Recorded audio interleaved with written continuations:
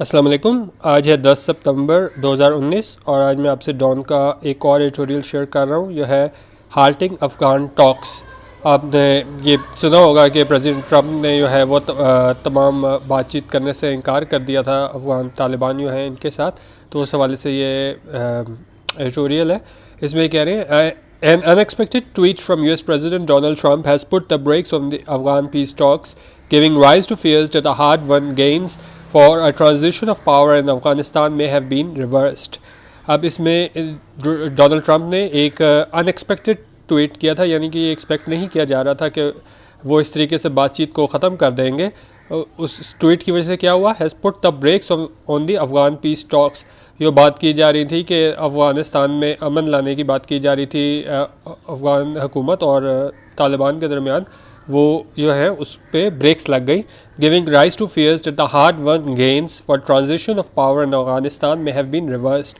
और जिससे ये इस बात का डर है कि जिस तरह पहले एक हार्ड वन गेन्स जो जब ट्रांजिशन हुई थी हुकूमत चेंज होने की अफ़गानिस्तान में, तो ये ख्याल किया जा रहा था कि अब जो हुकूमत आई है वो तालिबान से मिलके पीस प्रोसेस में आगे लेके जाएंगे।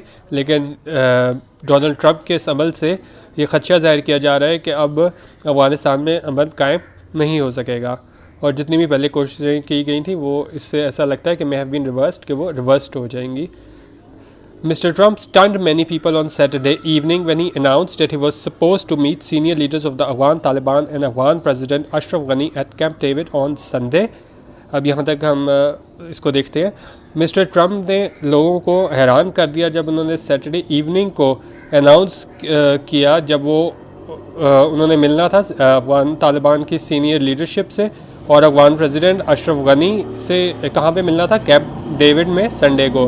But that the plan secret talks had been called off. लेकिन जो एक कहा जा रहा था कि वो बातचीत होगी इन लोगों के दरमियान, called had been called off, यानी कि वो उसे ख़त्म कर दिया गया after a US soldier was killed in Kabul. ये क्यों किया गया ऐसा? क्योंकि वहाँ पे तालिबान की जानिब से जो है एक यूएस सोल्जर को जो है वो कत्ल कर दिया गया था काबुल में। The attack took several lives was claimed by the Taliban. ये जो अमरीकी मारा गया था उसके साथ और लोग भी थे जो इस अटैक में, जिसमें और लोगों की जानों का भी ज़िया हुआ था, और इस हमले की ज़िम्मेदारी है वो क्लेम बाय द तालिबान ने क्लेम कर ली थी। तो उसके बाद क्या हुआ था? In a series of tweets Mister Trump hit out at Taliban.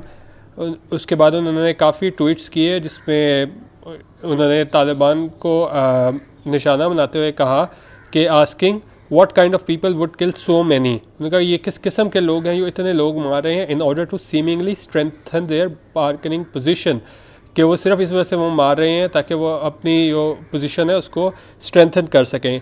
The Taliban said the US president's words had damaged his credibility.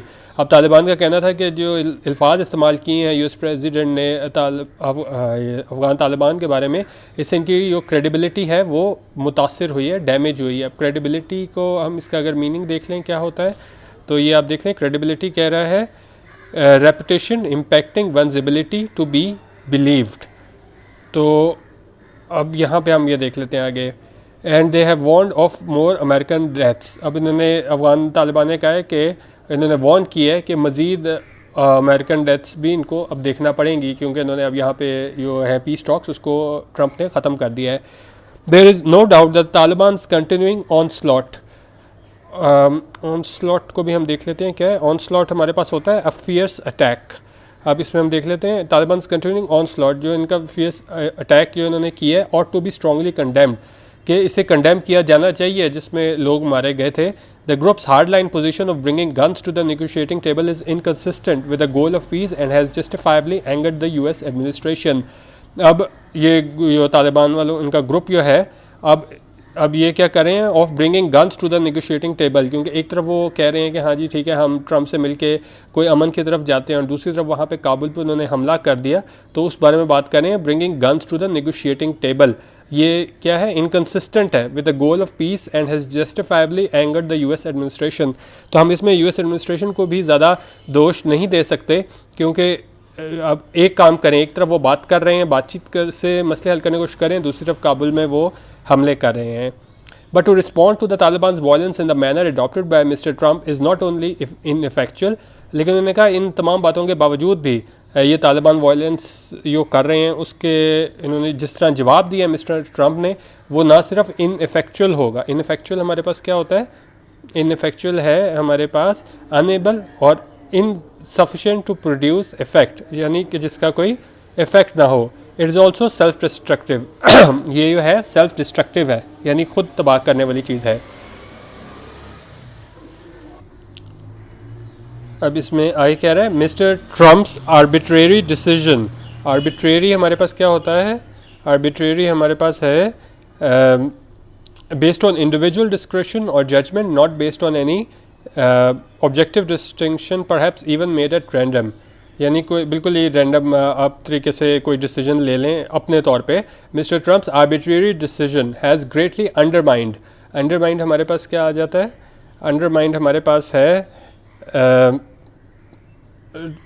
To undermine हमारे पास आ जाता है यहाँ पे to dig underneath something to make a passage for destructive और military purposes, और यहाँ पे इसका हमारे पास आ जाता है टू वीकन और वर्क अगेंस्ट, तो ये क्या है इसको कमज़ोर कर देती है. अब ये यहाँ पे क्या कह रहा है, ये डिसीजन लिया है आर्बिट्रेरी डिसीजन ट्रंप ने, इसने क्या किया है इसको कमज़ोर कर दिया है. किसे, दी वर्क ऑफ ज़ालम खलीलजाद. ये कौन है, कॉमा लगा के आगे बता रहा है, America's chief negotiator on Afghanistan who had managed to move on the needle on winding down 18 years of a bloody war by getting the Taliban to agree to a landmark accord in principle just days ago. उन्होंने कहा ये 18 साल से जंग जारी थी, तो ये ज़ालिम खलीलजाद इसकी कोशिशें थीं कि जिसकी ने ये कोशिश की थी कि अफ़गान तालिबान को और अफ़गान हुकूमत को और ये अमेरिकन इनके दरमियान जो है वो बातचीत कराई जाए, लेकिन ट्रंप ने आके इस सारी चीज़ों को क्या कर दिया है, इसको अंडरमाइन कर दिया है. Although the US may have legitimate concerns about the high levels of violence in Afghanistan, अगरचे US को काफ़ी legitimate concerns, हम ये भी नहीं कह सकते कि जायज़ इनको concerns थे जो जिस तरह हमारे पास violence बढ़ रही थी अफगानिस्तान में. It is entirely possible that increased diplomatic pressure on the Taliban could have resulted in lesser bloodshed and persuaded the insurgents to engage with the Ghani government. उन्होंने कहा लेकिन अगर डिप्लोमेटिक प्रेशर उन पर डाला जाता तालिबान में तो हो सकता है तो ये किसी चीज़ में रिजल्ट करता, लेसर ब्लडशेड, कि वहाँ पे खून खराबे में कमी होती, और परसुएड होता है कन्विंस करना, and persuaded the insurgents. Insurgents हमारे पास क्या आ जाते हैं, इंसर्जेंट्स हमारे पास आ जाते हैं, ये आप इसमें देख सकते हैं, रेबेलियस अपोजिंग अथॉरिटी. तो ये लोग होते हैं insurgents to engage with the Ghani government. तो हो सकता है कि वो इस प्रेशर में आके गनी गवर्नमेंट से रब्ता करते और हालात इतने बुरे ना रहते, लेकिन क्योंकि ट्रंप ने जो है वो बिल्कुल ही तमाम रास्ते बंद कर दिए, तो इस वजह से काफ़ी अफ़गान पीस को जो डायलॉग है उसको मुतासिर होगा इस वजह से. It is true that in an ideal situation a ceasefire would have been in place as warring parties negotiated. उन्होंने कहा आइडियल सिचुएशन तो यही थी कि सीज़ फायर हो जाता ताकि अफगानिस्तान में अमन हो जाता. It is equally true that the Taliban have no qualms about displaying their strength to put pressure on their adversaries. qualms हमारे पास इसमें क्या आ जाता है, इसको अगर हम डिफाइन करें तो ये हमारे पास आ जाता है a feeling of apprehension, doubt, fear, etc. Taliban have no qualms about displaying their strength to put pressure on their adversaries, especially as they are not bound by time constraints. अब यानी कि इन पे टाइम कंस्ट्रेंट्स वगैरह वो उस तरह नहीं है तालिबान पे, तो उनको इससे कोई फ़र्क नहीं पड़ता. But surely this makes continuing with the peace talks accompanied by a closer look at Afghanistan's long history of civil war and hardline positions all the more necessary. लेकिन उनका अगर हम इसकी हिस्ट्री देखें अफगानिस्तान की, तो जिस तरह वहाँ पे सिविल वॉर इतनी देर चली है, तो अब ये हार्ड लाइन पोजिशन जो इन्होंने ली ट्रंप ने, तो इस वजह से जो है वो पीस टॉक्स को काफ़ी धचका लगेगा. Where dialogue makes things possible, walking away from negotiations achieves nothing. उन्होंने कहा जहाँ डायलॉग अगर हो जाता तो वो क्या करता है कि मेक्स थिंग्स पॉसिबल, कि वो पॉसिबल करता है कि कोई हल की तरफ हम जा सकें. वॉकिंग अवे फ्रॉम नेगोशिएशंस, अब क्योंकि ट्रंप ने जब इनकार कर दिया तो walking away from negotiation achieves nothing, इससे कुछ भी अचीव नहीं होता.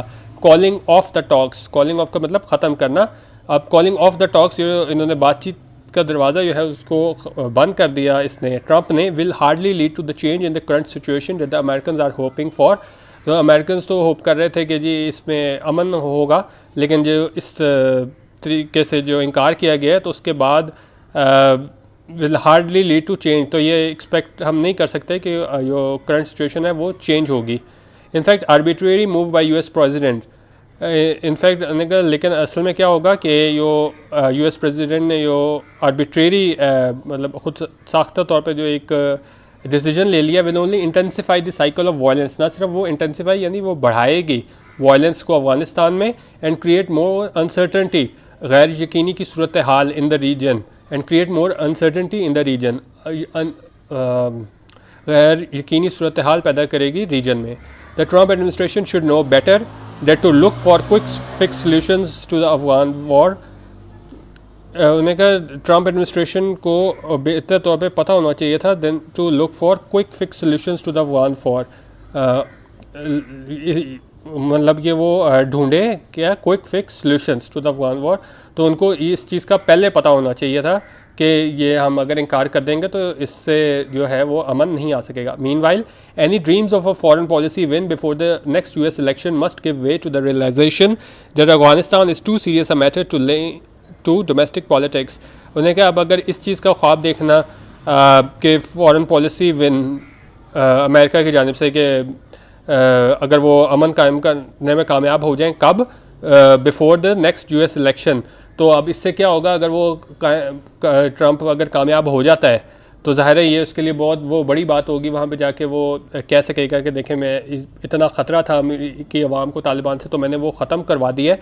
तो उन्होंने कह रहे हैं must give way to the realization that Afghanistan is too serious a matter to link to domestic politics. उन्होंने कहा अब अगर ट्रम्प सिर्फ उसको सोचे कि अगर मैं ये करने में कामयाब हो गया तो फिर नेक्स्ट यूएस इलेक्शन में मेरे लिए जो है वो रास्ता काफ़ी साफ़ हो जाएगा, तो ये सोचना जो है वो काफ़ी सीरियस मैटर है। अगर हम उसको इस अफगानिस्तान का जो सीरियस मैटर है इसको हम लिंक कर दें किससे, इनकी डोमेस्टिक पॉलिटिक्स से, कि अगर यहाँ पे अमन कायम हो गया यूएस इलेक्शन होने से पहले नेक्स्ट, तो इसका फ़ायदा जो है वो ट्रम्प को हो जाएगा। उन्होंने कहा ये बहुत सीरियस मैटर है, इसको हमें सॉल्व करना पड़ेगा। हम इसको ये नहीं कह सकते कि उसको कंबाइन नहीं हम कर सकते कि उसको इलेक्शन से पहले ख़त्म होना चाहिए, क्योंकि अफगानिस्तान का ये मसला ये बहुत वो है और इसको सही तौर पे सॉल्व होना चाहिए था।